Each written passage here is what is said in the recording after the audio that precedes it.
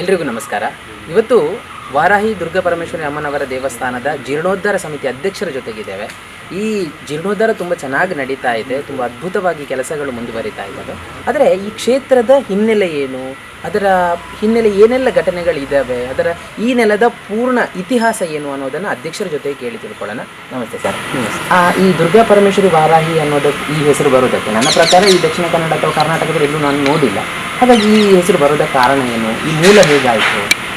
ಅಂದರೆ ಪ್ರಾರಂಭಿಕವಾಗಿ ಮೊದಲನೇದಾಗಿ ನಾವು ದೇವಿ ಆರಾಧನೆ ಮಾಡುವಾಗ ದುರ್ಗಾ ಪರಮೇಶ್ವರಿ ದೇವಿ ಅಂತ ಆರಾಧನೆ ಮಾಡ್ತಾ ಇದ್ವಿ. ಒಂದು ದಿವಸ ನಮ್ಮ ಧರ್ಮದರ್ಶಿಗಳ ದೇಹದಲ್ಲಿ ದೇವಿ ಬಂದು ಒಂದು ದರ್ಶನ ಬಂದರು. ಆ ಸಮಯದಲ್ಲಿ ದೇವಿ ದರ್ಶನ ಬರುವಾಗ ಒಂಥರ ಒಂದು ಬೇರೆ ರೂಪದಲ್ಲಿ ದರ್ಶನ ಬರ್ತಿದ್ರು. ನಮಗೆ ಅರ್ಥ ಆಗಲಿಲ್ಲ. ಆಗ ದೇವಿ ಹತ್ರ ಕೇಳಿದ್ವಿ. ಹಾಗೆ ಹೇಳಿ, ನಾನು ದುರ್ಗಾ ಪರಮೇಶ್ವರಿ ಅಲ್ಲ, ನೀವು ಆರಾಧನೆ ಮಾಡಿಕೊಂಡು ಬಂದಿದ್ದೀರಾ, ಆದರೆ ನನ್ನ ನಿಜವಾದ ರೂಪ ನೋಡಬೇಕಾದ್ರೆ ನಾನು ನಿಮ್ಮನ್ನು ಒಂದು ಸ್ಥಳಕ್ಕೆ ಹೋಗ್ಲಿಕ್ಕೆ ಹೇಳ್ತೇನೆ. ಸಮಯ ಬಂದಾಗ ನೀವು ಹೋಗಿ ನನಗೆ ಯಾರು ಅಂತ ನಿಮಗೆ ಗೊತ್ತಾಗುತ್ತೆ ಅಂತ. ಅದೇ ರೀತಿ ಒಂದು ದಿವಸ ತಾಯಿ ಹೇಳಿದರು, ನೀವು ಹೋಗಿ. ನಾವು ತಮಿಳುನಾಡಿನ ಚೆನ್ನೈ ಅಲ್ಲಿ ಮೈಲಾಪುರ ಅಂತ ಒಂದು ಜಾಗ ಇದೆ, ಅಲ್ಲಿ ನಾವು ಹೋದ್ವಿ. ಅಲ್ಲಿ ಹೋದಾಗ ತುಂಬ ಹುಡುಕಾಟ ಆಯಿತು, ದೇವಿ ಯಾರು ಯಾರು ಅಂತ. ಆದರೆ ಅವರ ಧರ್ಮದರ್ಶಿಗಳಿಗೆ ತಾಯಿ ಒಂದು ಸೂಚನೆ ಕೊಟ್ಟು ಹೋದ್ರು. ಅದೇ ರೀತಿಯಾಗಿ ನಾವು ಹೋಗಿ ಮೈಲಾಪುರಲ್ಲಿ ವಾರಾಹಿ ದೇವಿ ದೇವಸ್ಥಾನಕ್ಕೆ ತಲುಪಿದೆವು. ಅಲ್ಲಿ ಪೂಜೆ ಮಾಡ್ತಿದ್ದ ಒಬ್ಬ, ಅವರನ್ನು ಗುರೂಜಿ ಅಂತ ಅಲ್ಲಿ ಬ್ರಾಹ್ಮಣರು, ಅವರು ನಮಗೆ ಮತ್ತೆ ವಾರಾಹಿ ದೇವಿಯ ಮಹತ್ವ ಅಂದರೆ ಹೇಗೆ ವಾರಾಹಿ ದೇವಿ ಅಂದರೆ ಯಾರು ಅದರ ಬಗ್ಗೆ ಪೂರ್ಣವಾಗಿ ನಾವು ವಿವರಣೆ ಕೊಟ್ಟರು. ಆವಾಗ ನಮಗೆ ಗೊತ್ತಾಯಿತು, ಇದು ಇಲ್ಲಿರುವುದು ವಾರಾಹಿ ದೇವಿ. ದುರ್ಗಾ ಪರಮೇಶ್ವರಾಗ ನಾವು ಆರಾಧನೆ ಮಾಡಿಕೊಂಡು ಬಂದ್ವಿ. ಅದರಿಂದ ದುರ್ಗಾ ಪರಮೇಶ್ವರ ವಾರಾಹಿ ಅಂತ ಬಂತು. ಈ ದೇವಸ್ಥಾನ ಹೇಗೆ ಅಂದರೆ ಇದರಲ್ಲಿ ಮುಂದೆ ವಾರಾಹಿ ದೇವಿ ಇದ್ದರೆ ಹಿಂದೆಯಿಂದ ದುರ್ಗಾ ಪರಮೇಶ್ವರಿ ಇರ್ತಾರೆ. ಆ ರೀತಿ ಈಗ ದುರ್ಗಾ ಪರಮೇಶ್ವರಿ ವಾರಾಹಿ ಅಂತ ಈ ಕ್ಷೇತ್ರಕ್ಕೆ ಹೆಸರು ಬಂತು. ಅದಾದ ನಂತರ ಓಕೆ, ಹಾಗಾಗಿ ಈ ಕ್ಷೇತ್ರಕ್ಕೆ ದುರ್ಗಾ ಪರಮೇಶ್ವರಿ ವಾರಾಹಿ ಅಂತ ಹೇಳುವ ಹೆಸರು ಬಂತು. ಈಗ ಈ ಕ್ಷೇತ್ರವನ್ನು ಜೀರ್ಣೋದ್ಧಾರ ಮಾಡಬೇಕು ಅಂತ ಹೇಳ್ತಾ ಇದ್ದೀರಿ. ಈಗ ಇನ್ನೂ ತುಂಬ ಸಮಯ ಇಲ್ಲ ಅಂತ ಅಂದುಕೊಳ್ತೇನೆ. ಹೇಗೆ ಸಾಗ್ತಾ ಇದೆ ಕೆಲಸಗಳನ್ನು? ಇವಾಗ ನಾವು ಕ್ಷೇತ್ರದ ಕೆಲಸವನ್ನು ಪ್ರಾರಂಭ ಮಾಡಿದ್ದೇವೆ. ಅದೇ ರೀತಿ ನಾವು ಕ್ಷೇತ್ರದ ಜೀರ್ಣೋದ್ಧಾರಕ್ಕೋಸ್ಕರ, ಅದೇ ರೀತಿ ತಾಯಿ ಈ ವಾರಾಹಿ ದೇವಿ ಅಂದರೆ ನಮ್ಮ ದಕ್ಷಿಣ ಕನ್ನಡದಲ್ಲಂತೂ ನಿಮ್ಗೆ ಯಾರಿಗೂ ಸಹ ಗೊತ್ತಿಲ್ಲ. ಅದೇ ರೀತಿ ಕರ್ನಾಟಕದಲ್ಲಿ 2-3 ಕಡೆ ಇದ್ದೆ ಅಂತ ಹೇಳ್ತಾರೆ, ಆದರೂ ಸಹ ಅದು ಸಣ್ಣ ದೇವಸ್ಥಾನವಾಗಿದೆ. ಅಂದರೆ ವಾರಾಹಿ ದೇವಿ ದೊಡ್ಡದೇ ಅಂದರೆ ದೇವಸ್ಥಾನ ನಾವಿಲ್ಲಿ ನಿರ್ಮಾಣ ಮಾಡುವಂತಿದ್ದು. ಅದರ ಕಾರ್ಯವಾಗಿ ನಾವೀಗ ಎಲ್ಲೆಲ್ಲಿ ಜಾತ್ರಾ ಮಹೋತ್ಸವದಲ್ಲಿರುತ್ತೆ ಅಲ್ಲಿ ಹೋಗಿ ನಾವು ಜನರಿಗೆ ನಾವು ದೇವಸ್ಥಾನಕ್ಕೆ ಸಹಕಾರ ಕೊಡಿ ಅಂತ ಕೇಳ್ತೇವೆ. ಮತ್ತು ದೇವಸ್ಥಾನದ ಮಹತ್ವವನ್ನು ಹೇಳ್ತೀವಿ. ಇಲ್ಲಿ ಹೇಗೆ ಶುಕ್ರವಾರ ಮಂಗಳವಾರ ತಾಯಿ ದರ್ಶನ ಬರುತ್ತೆ, ಕಷ್ಟದಲ್ಲಿರೋ ಭಕ್ತರ ಕಷ್ಟ ಎಲ್ಲ ನಿವಾರಣೆ ಆಗಿದೆ, ಆ ರೀತಿ ಅವರಿಗೆ ವಿವರಿಸಿ ಹೇಳುವಾಗ ಅವರಿಗೆ ಒಂಥರ ಏನೊಂದು ತಾಯಿಯ ಮಹತ್ವದ, ತಾಯಿಯ ಏನು ಇಲ್ಲಿ ಏನು ಆಗಿದೆ ಒಳ್ಳೆ ವಿಚಾರ ಬಗ್ಗೆ ಕೇಳಿ ಅವರು ಬರ್ತಾ ಇದ್ದಾರೆ ಈಗ. ಅದೇ ರೀತಿ ನಾವು ಅವರ ಹತ್ರ ದೇವಸ್ಥಾನಕ್ಕೆ ಏನಾದರೂ ಸಹಕಾರ ಕೊಡಿ ಅಂತೇಳಿ ಅವರು ಕೊಡ್ತಾ ಇದ್ದೇವೆ. ನಾವು ಅದಕ್ಕೋಸ್ಕರ ಒಂದು 100 ರೂಪಾಯಿದೊಂದು ಕೂಪನ್ ಇಟ್ಟಿದ್ದೇವೆ. ಅಂದರೆ ಹೊರಗಡೆ ಅವರಿಗೆ, ಅಂದರೆ ಇದು ಅವರಿಗೆ ಗೊತ್ತಾಗಬೇಕಂತ. ಅದರಿಂದ ಅವರು ಕ್ಷೇತ್ರಕ್ಕೆ ಬರ್ತಾ ಇದ್ದಾರೆ ಕೆಲವರು. ಅದೇ ರೀತಿ ನಾವು ಇವತ್ತು ಕಳೆದ ಸಲ ನಾವು ಇದು ಮಾಡಿದಾಗ 1,000 ಕೂಪನ್ ಇಟ್ಟಿದ್ದೇವೆ, ಅಂದರೆ ಅದೃಷ್ಟ ಚೀಟಿ ಯೋಜನೆ. ಅದು ಇವಾಗ ಕಳೆದ ಸಲ ಡ್ರಾ ಆಯಿತು. ಅಲ್ಲಿ 1,000 ಕೊಟ್ಟರೆ ಅವರಿಗೆ 24 ತಿಂಗಳ ಡ್ರಾ ಇರುತ್ತೆ. ಆ ಡ್ರಾದಲ್ಲಿ ವಿಜೇತರಾದವರಿಗೆ ನಾವು ಬೈಕ್ ಕೊಡ್ತಾ ಇದ್ದೇವೆ. ಬೈಕ್ ಬೇಡ ಅಂದಾದರೆ ಆ್ಯಕ್ಟಿವಾ ಅಥವಾ 90,000 ಕ್ಯಾಶ್. ಇದು 3ರಲ್ಲಿ ಯಾವುದಾದೊಂದು ಆಯ್ಕೆ ಮಾಡಿಕೊಳ್ಬೋದು.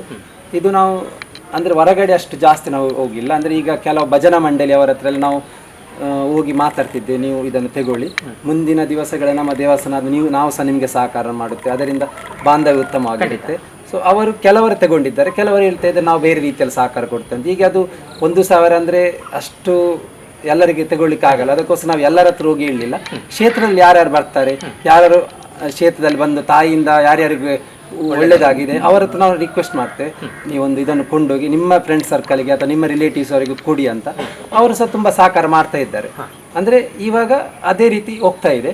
ಅಂದರೆ ಮುಖ್ಯವಾಗಿ ನಮ್ಗೆ ಈಗ ದೇವರ ವಿಚಾರ ಪ್ರಚಾರ ಮಾಡಬೇಕು. ತಾಯಿ ಏನು ಹೇಳಿದ್ದಾರೆ ಅಂದರೆ, ನಾನು ಒಂದು ಊರಿಗೆ ಅಥವಾ ಒಂದು ಸ್ಥಳಕ್ಕೆ ಸೀಮಿತವಾಗಿಲ್ಲ, ನನ್ನನ್ನು ಇದೀ ಕರ್ನಾಟಕ, ಇದು ಭಾರತದಿಂದ ಎಲ್ಲ ಭಕ್ತರು ಬರ್ಬೇಕಂತ.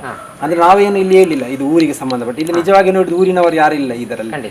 ನಾವು ಬೇರೆ ಬೇರೆ ಊರಿಂದ ಬಂದು ನಮಗೆ ಒಳ್ಳೇದಾಗಿ ನಾವು ಇಲ್ಲಿ ಇದ್ದೇವೆ. ಈಗ ಸಹ ನೋಡಿದ್ರೆ ಇಷ್ಟು ಸಂದರ್ಶನ ಕೊಟ್ಟರಲ್ಲ, ನಿಮಗೆ ಊರಿನವರು ಯಾರಿಲ್ಲ. ಒಬ್ಬರು ಚಿಕ್ಕಮಂಗ್ಳೂರಿಂದ ಬಂದವರಿದ್ದಾರೆ, ಮತ್ತೊಬ್ಬರು ಮತ್ತೊಂದು ಸ್ಥಳದಿಂದ ಬಂದವರು. ಆ ರೀತಿಯಿಂದ ನಮಗೆ ಎಲ್ಲರೂ ಬೇಕು.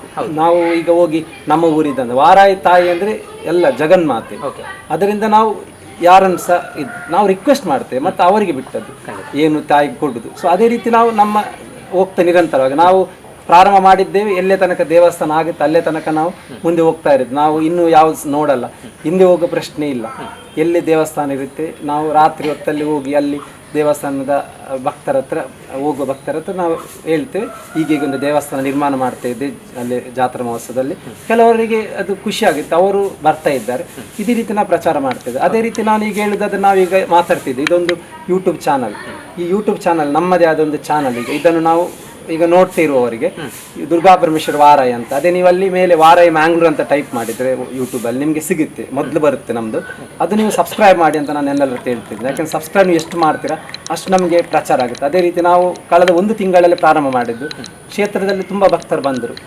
ನಾವು ಹೇಗೆ ನಾವು ದೇವರ ಬಗ್ಗೆ ಈ ಸಾಮಾಜಿಕ ಜಾಲತಾಣ ಯೂಟ್ಯೂಬಲ್ಲಿ ಹಾಕಿದ್ದು ಅದನ್ನು ನೋಡಿ ತಾಯಿಯ ನಡೆಗೆ ಬಂದು ಅವರು ತಮ್ಮ ಕಷ್ಟವನ್ನು ಕೂರಿಕೊಂಡಿದ್ದಾರೆ. ಅದೇ ರೀತಿ ಅವರ ಕಷ್ಟ ಸಹ ನಿವಾರಣೆ ಆಗಿದೆ. ಬರುವ ಅಂದರೆ ಮುಂದಿನ ಸಲ ಯಾವಾಗ ಅವರು ಕ್ಷೇತ್ರಕ್ಕೆ ಬಂದರೆ ನಾವು ಅವರ ಹತ್ರ ಇದೇ ರೀತಿ ಮಾತುಕತೆ ನಡೆಸ್ಬೋದು. ಅಂದರೆ ಇವಾಗ ಅವ್ರು ಬಂದು ಸಮಯ ಆಗಿಲ್ಲ, ಅದಕ್ಕೆ ನಾವು ಅವರನ್ನು ಕರೆಯಲಿಲ್ಲ. ಸೊ ಇದೇ ರೀತಿ ಅಂದರೆ ತಾಯಿದ್ದು ಅಂದರೆ ಹೇಗೆ ಅಂದರೆ ಖಾಲಿ ಪ್ರಸಾದ, ಒಂದು ಪ್ರಸಾದ ನೀವು ತಗೊಂಡು ಭಕ್ತಿಯಿಂದ ಇದ್ದರೆ ಏನೂ ಸಮಸ್ಯೆ ಇದ್ದರೂ ಸಹ ಗುಣ ಆಗುತ್ತೆ. ಅಂದರೆ ತಾಯಿ ಹೇಗೆ ಅಂದರೆ ಸ್ವಲ್ಪ ನಾವು ಹೇಗೆ ಅಂದರೆ ಎಲ್ಲ ನಾವು ಎಣಿಸ್ದಾಗಲ್ಲ ನಮ್ಮನ್ನು ಸಹ ಪರೀಕ್ಷೆ ಮಾಡಬೇಕು ನಾವು ಹೇಗೆ ಅಂತ. ಸೊ ಇವಾಗ ನಮ್ಮದು ಪರೀಕ್ಷೆಯ ಸಮಯ. ಅಂದರೆ ದೇವರು ನೋಡ್ತಾ ಇದ್ದಾರೆ ಇವರು ಇಷ್ಟು ಕಷ್ಟ ಕೊಟ್ಟರು ಸಹ ಮುಂದೆ ಹೋಗ್ತಾರಂತ. ಸೊ ನಮಗೆ ದೇವಿಯ ಮೇಲೆ ನಂಬಿಕೆ ಇದೆ, ನಾವು ಮುಂದೆ ಹೋಗ್ತಾ ಇದ್ದೇವೆ. ನಮ್ಮಲ್ಲಿ ಸೇವಕರು ಜಾಸ್ತಿ ಇಲ್ಲ, 5 ಜನ 6 ಜನ ಇರೋದು. ನಾವೆಲ್ಲ ಒಟ್ಟಿಗೆ ಹೋಗ್ತಾ ಇದ್ದೇವೆ.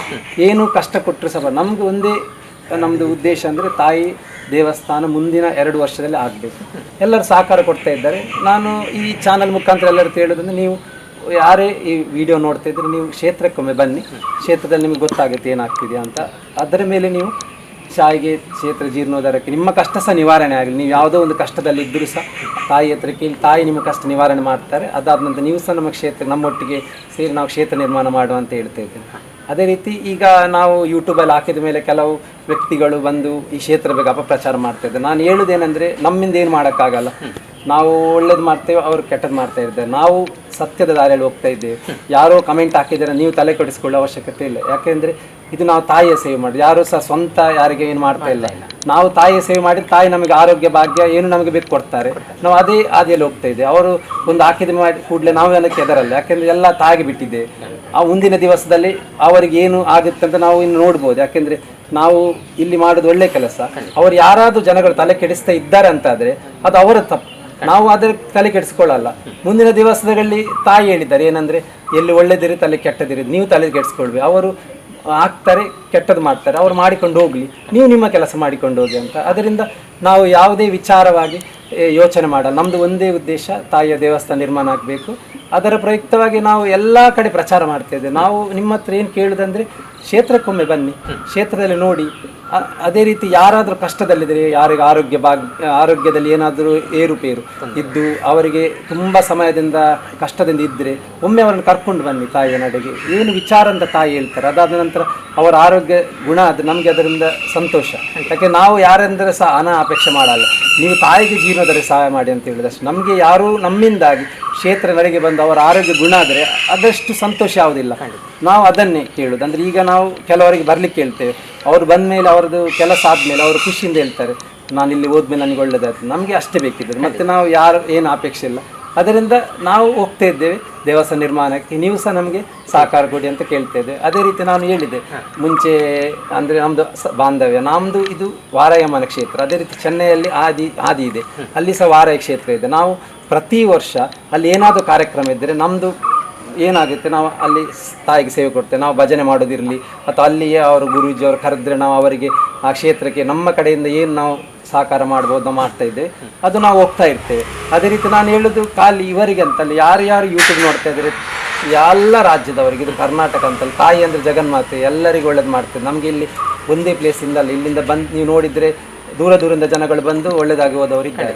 ಅದರಿಂದ ನಾನು ಎಲ್ಲರ ಹತ್ರ ಕೇಳೋದಂದರೆ, ನೀವು ಕ್ಷೇತ್ರಕ್ಕೊಮ್ಮೆ ಬನ್ನಿ, ತಾಯಿ ಹತ್ರ ಪ್ರಾರ್ಥನೆ ಮಾಡಿ ನಿಮ್ಮ ಕಷ್ಟವನ್ನು ತಾಯಿ ನಿವಾರಣೆ ಮಾಡ್ತಾರೆ. ಅದೇ ರೀತಿ ಮತ್ತೆ ಹೇಳೋದೇನೆಂದರೆ, ಇನ್ನು ಕ್ಷೇತ್ರದಲ್ಲಿ ಮೇ 9 ಮತ್ತು 10ರಂದು ಜಾತ್ರಾ ಮಹೋತ್ಸವ ಇದೆ. ಆ ದಿವಸ ಅಜ್ಜನ ಕೋಲ ಇದೆ, ಕೊರಗ ತನಿಯ ಕೋಲ, ಅದೇ ರೀತಿ ಮಂತ್ರಿದೇವತೆ ಕೋಲ ಇದೆ. ನೀವು ಸಹ ಈ ಜಾತ್ರಾ ಮಹೋತ್ಸವಕ್ಕೆ ಭಾಗಿಯಾಗಿ ಈ ದೇವರ ಕೃಪೆಗೆ ಪಾತ್ರರಾಗಿ ಅಂತ ನಿಮ್ಮ ಹತ್ರ ನಾವು ಭಕ್ತರಲ್ಲಿ ಈ ಯೂಟ್ಯೂಬ್ ಚಾನಲ್ನಲ್ಲಿ ನಾವು ವಿಡಿಯೋ ಬಿಡ್ತಾ ಇದ್ದೇವೆ, ಇದರ ಮುಖಾಂತರ ಕೇಳ್ತಾ ಇದ್ದೇವೆ. ಅದೇ ರೀತಿ ಚಾನಲನ್ನು ನೀವು ಸಬ್ಸ್ಕ್ರೈಬ್ ಮಾಡಿ, ಆದಷ್ಟು ನಿಮ್ಮ ಗೆಳೆಯರು ಅಥವಾ ನಿಮ್ಮ ಸಂಬಂಧಿಕರು ಎಲ್ಲರಿಗೂ ಇದನ್ನು ಶೇರ್ ಮಾಡಿ. ಅವರು ಸಹ ವಿಡಿಯೋವನ್ನು ನೋಡಿ ಅವರಿಗೆ ಸಹ ಒಂದು ಕ್ಷೇತ್ರಕ್ಕೆ ಬರುವಾಗ ಮನಸ್ಸು ತಾಯಿ ಕೊಡ್ತಾರೆ. ಅದೇ ರೀತಿ ಅವ್ರು ಬರಲಿ, ಅವರು ಯಾವುದೇ ಕಷ್ಟ ಸಹ ತಾಯಿ ನಿವಾರಣೆ ಮಾಡ್ತಾರೆ ಅಂತ ನಾನು ಎಲ್ಲರ ಹತ್ರ ಕೇಳ್ಕೊಳ್ತೇವೆ. ಸರ್, ಈಗ ಈ ಕ್ಷೇತ್ರಕ್ಕೆ ಬರೋದಾದ್ರೆ ಅವ್ರು ಬರೋ ದಾರಿ ಹೇಗೆ, ಎಲ್ಲಿ ಇಳಿಬೇಕು? ಅದೇ ನಾನು ಹೇಳುದಂದ್ರೆ ಇವಾಗ ನಾವೇನು ಮಾಡಿದ್ದೇವೆ ಅಂದರೆ ಮುಖ್ಯವಾಗಿ ನಾವೊಂದು ಈಗ ನೀವು ನೋಡಿದ್ರೆ ಮೊಬೈಲಲ್ಲಿ ಮ್ಯಾಪ್ ಅಂತ ಇದೆ ಗೂಗಲ್, ಅಲ್ಲಿ ನಾವು ಶ್ರೀ ದುರ್ಗಾಪರಮೇಶ್ವರ ವಾರಾಹಿ ಟೆಂಪಲ್ ಕುಂಪನ ಮಜಲ ಅಂತ ಕೊಟ್ಟಿದ್ದೇವೆ. ಅದು ಅಲ್ಲಿ ಅವರು ಟೈಪ್ ಮಾಡಿದ್ರೆ ಅದು ಅವರಿಗೆ ದಾರಿ ತೋರಿಸುತ್ತೆ, ಅಂದ್ರೆ ಗೊತ್ತಿದ್ದವರಿಗೆ.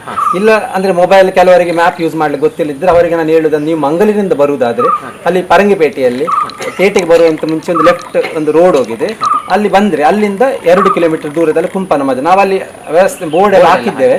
ಆ ಬೋರ್ಡನ್ನು ಇದು ಮಾಡುವ, ಅಥವಾ ನಾವು ಈಗ ಒಂದು ಕಾರ್ಡ್ ಕೊಟ್ಟಿದ್ದೇವೆ, ಅಥವಾ ನೀವು ಯೂಟ್ಯೂಬಲ್ಲಿ ಸಹ ನಮ್ಮದು ನಂಬರ್ ನೋಡ್ಬೋದು. ನೀವು ನಮಗೆ ಕರೆ ಮಾಡಿದ್ದು ನಾವು ಯಾವತ್ತೂ ಸಹ ತೆಗೆದು ನಿಮಗೆ ಕರೆಕ್ಟ್ ಸರಿಯಾದ ಮಾಹಿತಿಯನ್ನು ಕೊಡ್ತೇವೆ, ನೀವು ಕ್ಷೇತ್ರಕ್ಕೆ ಬರ್ಬೋದು. ಅದೇ ರೀತಿ ಬರ್ತಾ ಇದ್ದಾರೆ ನಮಗೆ. ಒಂದು ಕಳೆದ ಸಲ ನಾವು ಯೂಟ್ಯೂಬ್ ಹಾಕಿದ ಮೇಲೆ ತುಂಬಾ ಕರೆಗಳು ಬಂದಿದೆ, ಅಂದ್ರೆ ಬಂದಿಲ್ಲ ಅಂತಲ್ಲ, ಅಂದ್ರೆ ಜನಗಳಿಗೆ ಹೋಗು ಅಂತ ಆಗುತ್ತೆ, ಆ ಕ್ಷೇತ್ರದಲ್ಲಿ ಏನೋ ಇದೆ ಅಂತ, ಅಂದ್ರೆ ತಾಯಿಯಿಂದ ನನಗೆ ಒಳ್ಳೇದಾಗುತ್ತೆ ಅಂತ.